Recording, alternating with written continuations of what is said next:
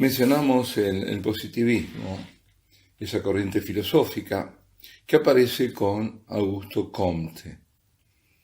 En la primera mitad del siglo XIX, tenemos que tener en cuenta ese siglo XIX, cómo comienza, arrastrando lo que venía de la Revolución Francesa. Entonces es la época ahora de la Restauración, después de esa tormenta revolucionaria, que hizo muchísimo daño y que nunca va a ser, yo creo, suficientemente estudiada y criticada para ver el daño que hizo.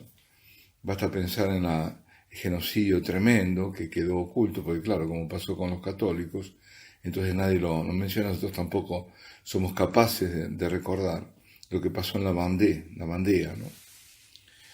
Pues digo que ya están en la restauración, la segunda mitad de ese siglo, ya XIX también, es la época ya de la revolución industrial, con cambios enormes que no los tenemos en cuenta, pero pensemos, ¿no?, de dónde se venía y cómo cambia totalmente el mundo. Y además, ya en el último cuarto, digamos, bueno, después de la guerra de Crimea, de la franco-prusiana, viene un periodo de paz. Y es un periodo de paz con esa revolución industrial, así llamada, porque realmente cambió tremendamente la vida, donde se expande la burguesía y donde también Europa se expande en colonias en África y en Asia. Y se va formando esa burguesía y ese industrialismo y ese capitalismo, digamos, industrial. Es la época, yo decía, bueno, de grandes cambios, porque es la época de la máquina a vapor, de la electricidad, del ferrocarril, donde antes, pensemos cómo era la vida, ¿no? Sin ferrocarril, cómo eran las comunicaciones, cómo era sin la máquina a vapor, ¿no es cierto? O cómo era sin electricidad vivir, ¿eh? La iluminación a gas en las ciudades nada más, y si no, a velas, ¿eh? Pues es un cambio notable. Entonces, y ahora claro, no lo apreciamos, lo tenemos asimilado, todo es dado, ¿no? Pero bastaría que nos cortaran la electricidad por más de un día, como pasa, y todo empieza a colapsar, ¿no? Bueno, las cosas a veces se aprecian por defecto, ¿no?, cuando faltan. Y el cambio es tan grande que genera una corriente optimista, progresista, y ahí es como que el progreso, claro, se monta esta filosofía, un progreso indefinido. El hombre consigue con su técnica, con su tecnología, y ahora más es donde se piensa, grandes cosas. Puede todo lo puede, todo lo va, en definitiva, a solucionar. Después pasó en los últimos tiempos la vida in vitro, todo eso que parece el mago, ¿no? El juego ese del mago que al final cae en lo que ha creado, ¿no? Termina siendo víctima. Bueno, entonces el positivismo, Comte da al término positivo, o recuerda más bien, acepciones, cuatro creo que es.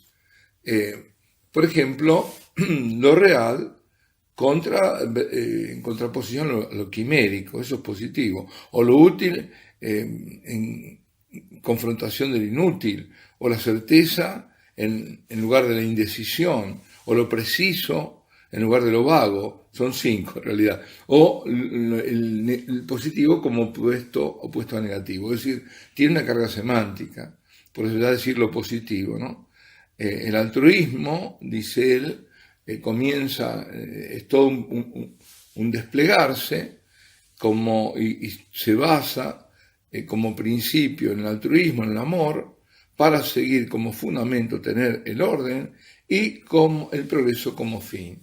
De ahí viene, decíamos, aquello de orden y progreso de la bandera brasilera.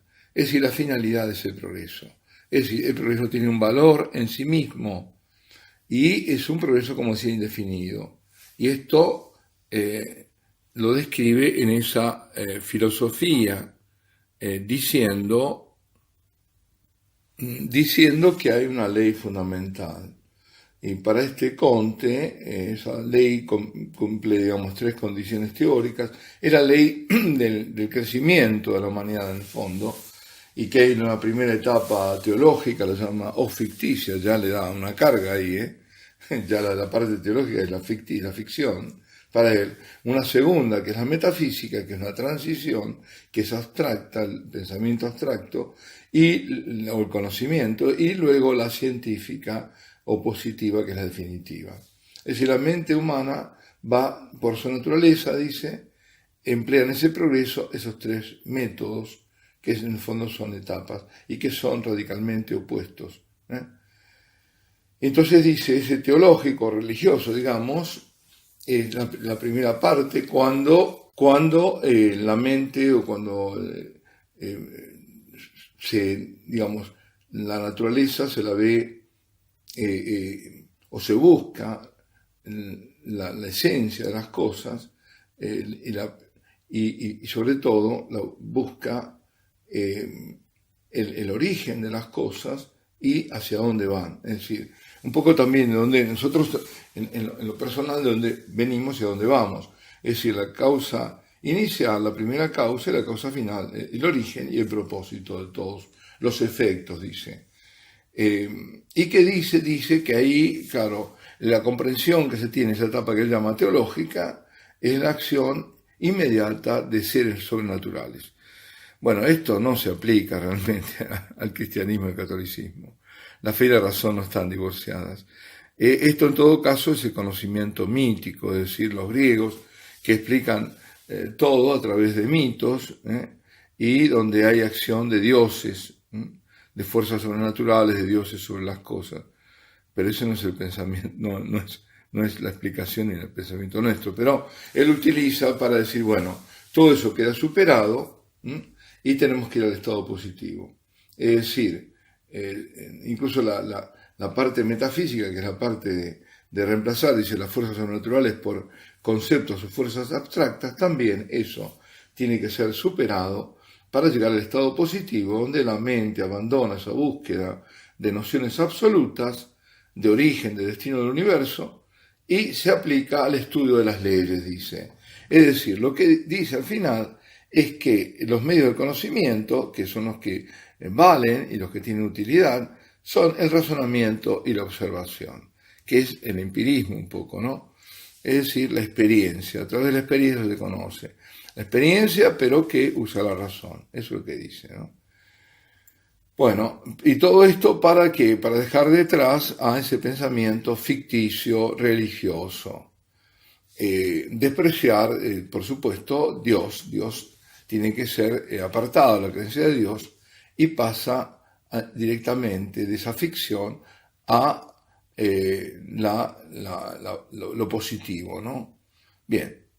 A pesar de todo esto, este Comte, este buen señor, vio la necesidad de la religión. Entonces, ¿qué se le ocurre? Nada menos que hacer un catecismo de la religión positiva. Atención, ¿no? Y en vez de decir el nombre de... Así comienza, comienza en vez del nombre de Dios, claro, dice, en el nombre del pasado y del futuro, los servidores de la humanidad, él se considera uno de los servidores de la humanidad, ambos, dice, filosóficos y prácticos, se presentan, atención, para reclamar como su derecho la dirección general de este mundo. Tomá, nada menos, Es decir, nosotros somos los iluminados, los que llevamos la verdad, y nosotros tenemos que dirigir este mundo. Y entonces, este mundo, dirigirlo ¿en qué? En todos los aspectos, moral, intelectual, material. Y dice, consecuentemente, se excluye, una vez por todas, lo dice en la declaración, de la supremacía política de todos los distintos servidores de Dios, eso fuera, sean católicos, sean protestantes, sean deístas, aquellos que creen en un Dios ahí muy genérico, ¿no? Por ser, al mismo tiempo, dice, atrasadas esas posturas y una causa de perturbación. Suena, Siempre culpar como que la religión es la causa de perturbación. Y encima, si uno dijera, bueno, el Islam, pero el cristianismo, bueno. Como no puede haber, por otro lado, una religión sin culto y un culto sin Dios, entonces, ¿qué hace Comte? Tuvo la necesidad de crear una divinidad. ¿Y cuál es la divinidad? A ver si se imaginan cuál. La divinidad es nada menos que la humanidad, ¿no? Como no puede haber nada mayor que el hombre, ningún objeto del culto mayor, entonces, que la humanidad. Es decir, que el conjunto de hombres que va más allá de ese conjunto de hombres. Y dice en su catecismo, ahora podemos condensar la totalidad de nuestras concepciones positivas en una sola idea de un inmenso y eterno ser, la humanidad, destinada por leyes sociológicas, recordemos que es el fundador también de la sociología, a un constante desarrollo bajo la influencia preponderante de necesidades biológicas y cosmológicas. Que lo entienda el que pueda. Bueno, este es el gran ser en quien todos, dice, individuos o sociedades, dependen como primer motor de sus existencias. A ver, ¿qué es esto del primer motor? El primer motor es un concepto metafísico y que lo toma la escolástica, en el cual Dios es el primer motor, es decir, es aquel que todo lo mueve, pero que no es movido por nada. Pues ahora no, es la humanidad la que todo lo mueve y que se vuelve, dice, el centro de sus afecciones, es decir, todo el amor a la humanidad. Este ser sugiere de inmediato la sagrada fórmula del positivismo, que decíamos antes, amor como un principio, orden como nuestra base, dice, y progreso como nuestro fin. Entonces ahí tenemos la humanidad. Y dice otra cosa, habla que tal ser supremo, la humanidad, está más al alcance de nuestros sentimientos, es idéntico en nuestra naturaleza, pero que supera a todos.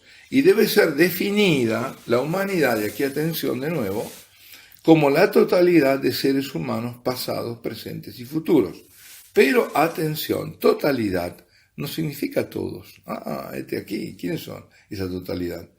Son solo aquellos capaces de asimilar en virtud de su cooperación a esta humanidad y perseguir el bien común. Es decir, los que están conmigo son la humanidad, los demás no son humanidad. Es decir, quedan los demás excluidos y luego desprecia como parásitos y como una carga insoportable a los no asimilados a ese verdadero gran ser que es la humanidad. O crees en la humanidad o fuera. Esto a mí me recuerda lamentablemente la declaración de Abu Dhabi, y lo voy a decir más de una vez, donde dice creemos en la humanidad universal, sí, creemos en la humanidad. Bueno, yo no creo en la humanidad, yo creo en Dios, nosotros creemos en Dios, no en la humanidad. Bueno, así que se ve que el panteísmo, si recordamos lo que habíamos dicho del panteísmo, igual que el positivismo, desembocan lo mismo, en la deificación del hombre, en hacer al hombre Dios. Es decir, se rechaza al Dios hecho hombre para hacer del hombre Dios, para volver al pecado adámico, seréis como dioses. Esto es lo que tenemos. Alabado sea Jesucristo, sea por siempre bendito y alabado.